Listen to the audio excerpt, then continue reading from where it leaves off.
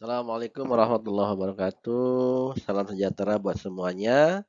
Bertemu dengan saya kembali, Zulkarnain di mata kuliah Manajemen Audit Sistem Informasi. Nah, pada kesempatan ini kita masuk pada season yang ketujuh ya dengan topik Business Continuity and Disaster Recovery Plan ya. Jadi Continuity dan Disaster Recovery Plan ini biasanya itu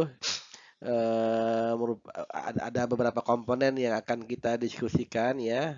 Pertama adalah business impact analysis, kemudian incident response plan, kemudian disaster recovery plan, yang terakhir adalah business continuity plan.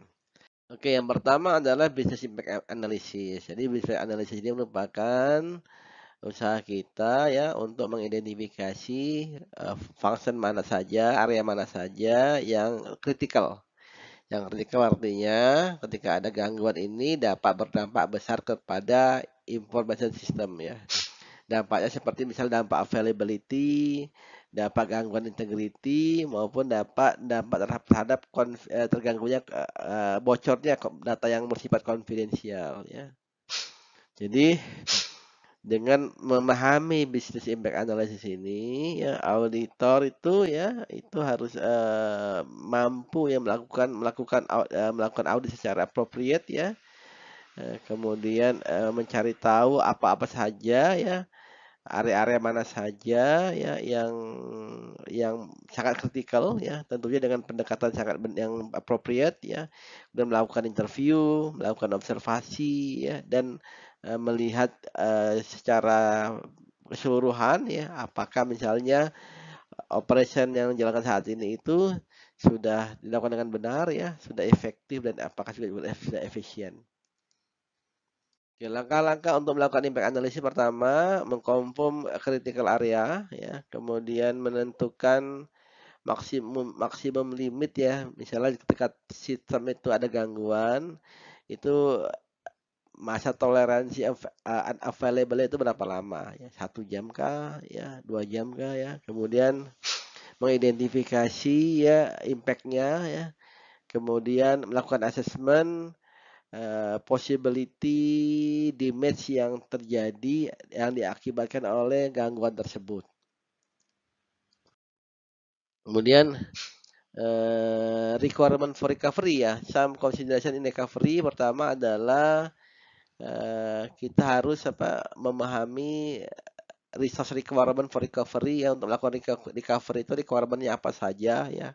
Jadi kalau kita bicara tentang requirement ini, apakah misalnya requirement dari orangnya ya, apakah kita memerlukan tools, apakah kita memerlukan biaya, ya atau kita memerlukan dukungan-dukungan lainnya ya. Kemudian point of origin resources ya, resource itu dari internal atau eksternal ya. Kemudian dependency with other business. Kemudian scope of SLA-nya ya, service level agreement.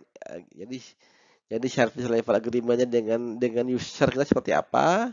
Kemudian kita bicara tentang recovery, kita juga akan mengconsider teknologi apa yang diperlukan ya untuk melakukan recovery tersebut. Oke, terkait dengan disaster recovery plan ya, disaster could be defined as situationnya di mana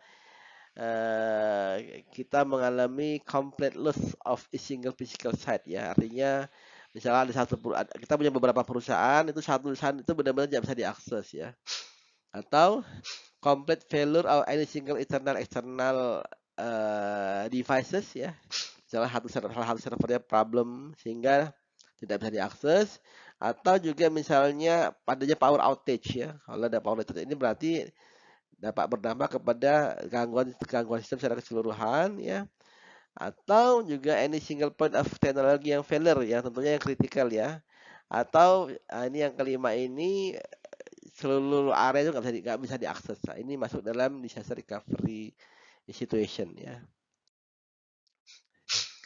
Oke, terkait dengan disaster recovery plan itu ada beberapa kategori. Yang pertama emergency plan, kemudian backup plan, recovery plan, kemudian test plan ya.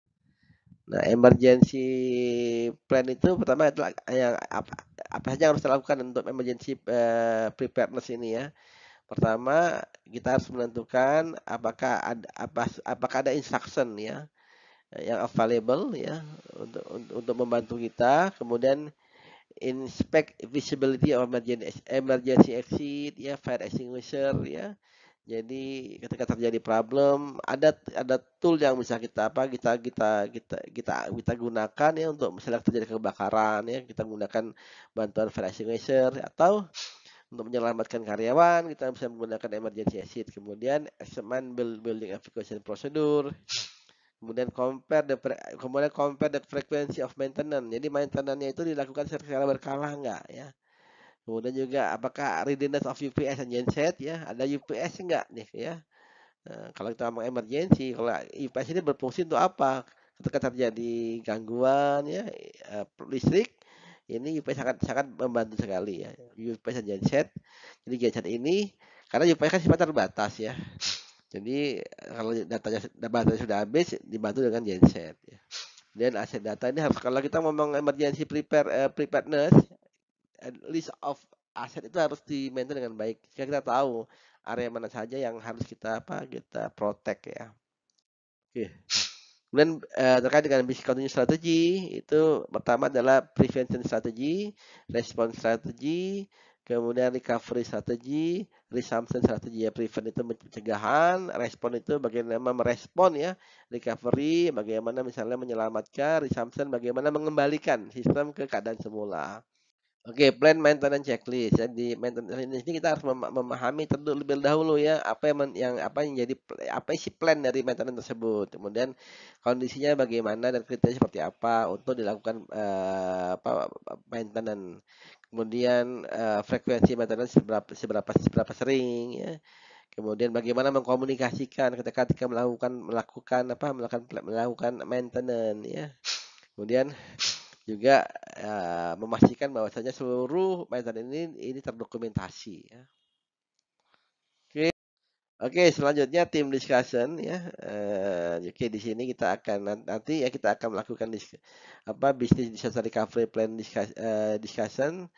Apakah ada misalnya di perusahaan Anda ya telah melakukan implementasi DRP atau kita juga bisa berdiskusi tentang jurnal ya yang terkait dengan DRP ya.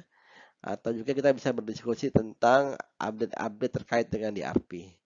Baik teman-teman semuanya, saya kira itu saja pertemuan pada kesempatan ini, pertemuan 7 ini. Semoga apa yang saya sampaikan bermanfaat. Jika ada klarifikasi, pertanyaan, silakan kontak saya ya. Terima kasih, sampai ketemu lagi di pertemuan yang akan datang.